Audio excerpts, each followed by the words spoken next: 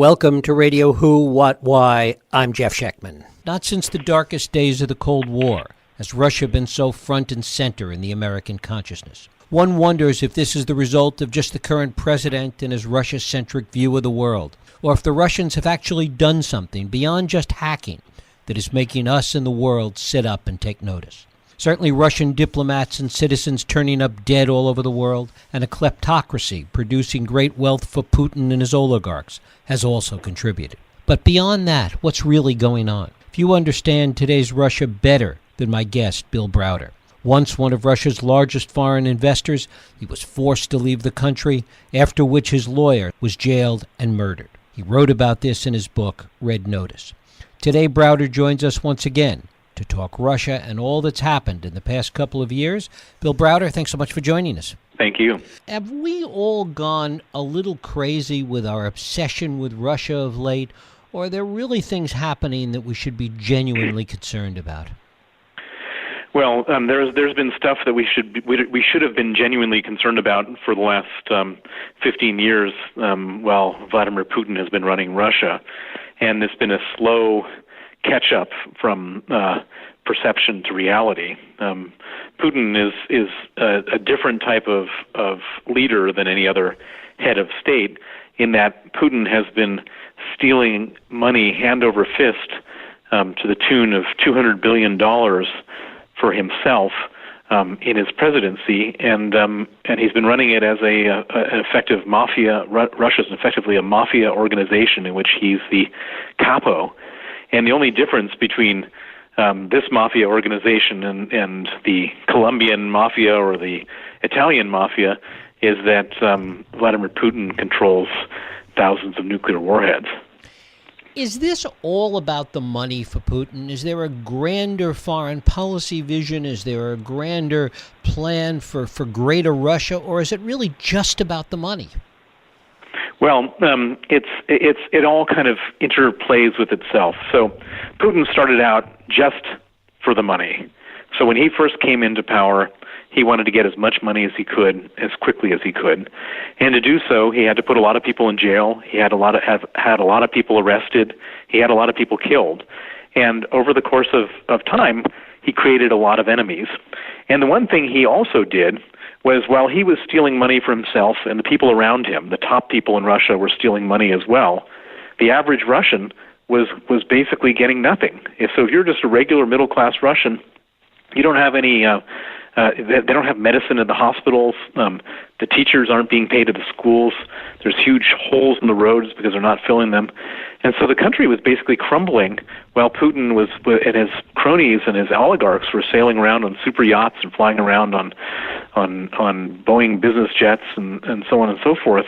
And so after a while, people started to get upset. And Putin said to himself, what am I going to do to make sure that these people don't overthrow me?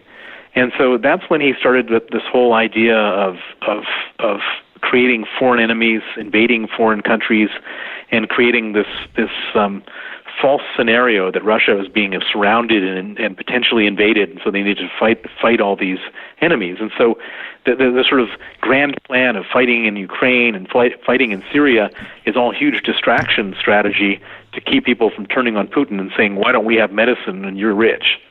And where does this hacking fit in, this attempt to influence European elections, American elections? How does that fit into the grander scheme? Well, Putin he loves playing in the shadows. He's a former secret policeman, and so he loves playing in the shadows. And what he's understood very, very adeptly is that for very little money, he can go and make mischief all around the world in a way that nobody can hold him responsible for because he's doing it in the shadows.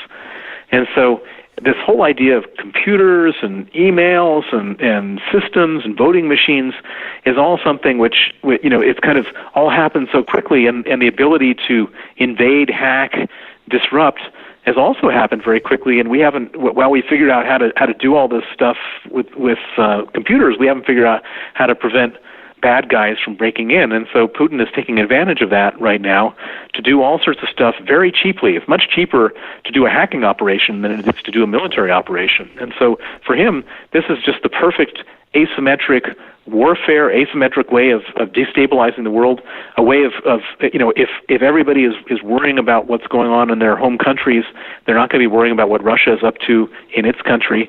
And so it serves Putin's interests in all different ways for him to be hacking, disrupting, and doing everything he can to make life in the West more unstable. Is there an argument that can be made that a destabilized West could backfire and have adverse effects on Russia? Well, I mean, it's a very short-term benefit to Putin, and ultimately, if you have a destabilized West, you could end up having wars in the West, and if you have wars in the West, you could end up having a world war. And there's no way that Russia wouldn't get sucked into a world war. It always does. And so for him to be doing all this, it's really, in a very narrow way, just trying to maximize his own personal situation at the expense of everyone else, including his own country. And what is your sense of all of these contacts between members of the current administration and various Russian officials? Well, I'm sure that the Russian officials have been going around in every different country, not just America, and looking for receptive people in different political groups to see where they might be able to have some influence. And apparently there were some people in Trump's campaign that showed the Russians receptiveness, and that's what seems to have happened. There's an irony in that it makes it more difficult, arguably, the way this has blown up, the way that it has become such a major issue here, that it makes it more difficult to do any kind of deals or business with Russia, given the scrutiny over all of this.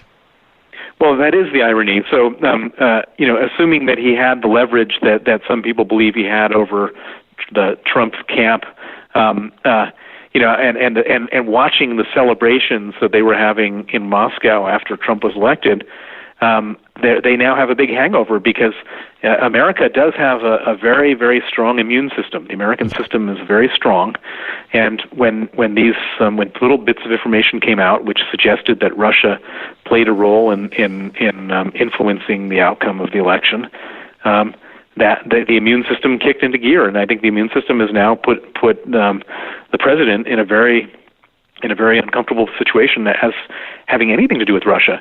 And it's interesting because if it turns out that there was no undue influence, let's just say for argument's sake that Trump just thought that it would be a good idea to have a friendship with Putin, he wouldn't have had a different view than Obama had and George Bush had. Both of those guys, George Bush had a famous saying. He met with Putin in Slovenia at the very beginning of Putin's presidency and said, "I looked into his eyes and I saw his soul, and right. and I trust him." And Obama showed up or sent his Secretary of State Hillary Clinton at the time with a reset button to say, "We want to reset relations with you."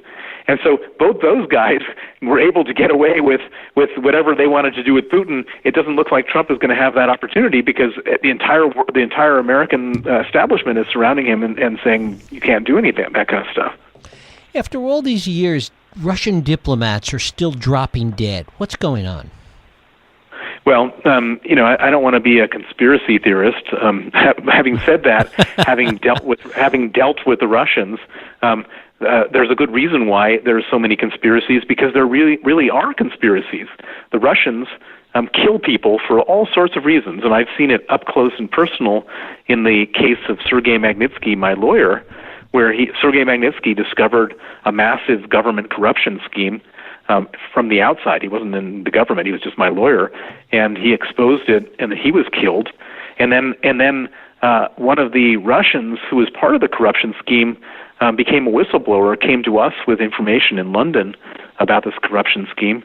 And after he gave us the information, and that information was used to freeze accounts in Switzerland and open up a major money laundering investigation, he dropped dead in front of his house in a suburb of London.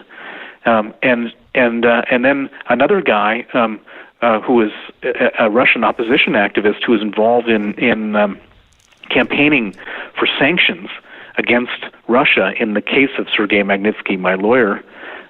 This man, his name is Vladimir Karamurza, he was poisoned twice, almost killed twice in Russia.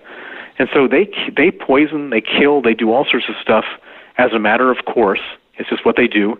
They do it for all sorts of reasons. They do it against their enemies. They even do it against themselves when somebody knows too much, when they don't want something to leak, when they want to blame somebody for something that they've done. And so people are being killed left, right, and center, and they do it generally with poisons. They do it with car crashes. They do it with fake suicides. They do it in all sorts of different ways to get rid of people. There's a famous expression during Stalin's time, no person, no problem.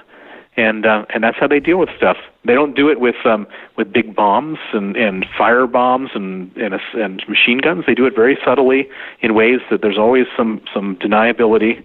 But people do die a lot who are connected to Russia. I mean, we recently had the death of Russia's UN ambassador. Is there something more behind that, do we think? You know, I don't know what he knew, but generally, if somebody dies, if some important person from Russia dies, one should be suspicious. One should investigate. One shouldn't assume that it's just a natural death, just because one would do so if the Belgian ambassador to the UN died. It's a different story when a Russian dies in these circumstances. Given how much money has been stashed away by Putin and some of his cronies and oligarchs already, the question always arises, how much is enough? Well, what you have to understand is it's not just about the money, it's also about the position. So Putin, is different in Russia than it is elsewhere. In America, you can be the president and not have any money, and there can be billionaires that don't have any power. But in Russia, if you're the boss, you can, and you're the most powerful person in the country. You also have to be the richest person in the country, or at least in Putin's mind, that's how he thinks. And so he can't not have the most money of anybody. And does he need to use it? Probably not. He can take all the money he wants at any moment in time from the state to do anything he wants because there are no checks on his power. But for him, it's more than that. He just needs to have that money so he can be richer than everybody else. I guess that's something Donald Trump emulates in him. Well, I don't think that. I think there are way too many checks and balances in America for any American president to ever get anywhere near what Putin has done. How does all of this continue to play out, Bill, in your opinion? Well, it's very uncertain how it all plays out as far as Putin goes. So Putin has got a very unstable situation, which is that Russia is in an economic crisis. People are getting poor. People are dying young. There's no medical care there. People are dying from drinking like tainted alcohol because they drink bath gels to get drunk. All sorts of crazy stuff happening in Russia, and as a result, people are grumbling and they're angry. And Putin has successfully created this image of himself as being a nationalist. That he's looking out for their interests. He's fighting foreign enemies. But it's one of those things where it works up until the point that it doesn't work.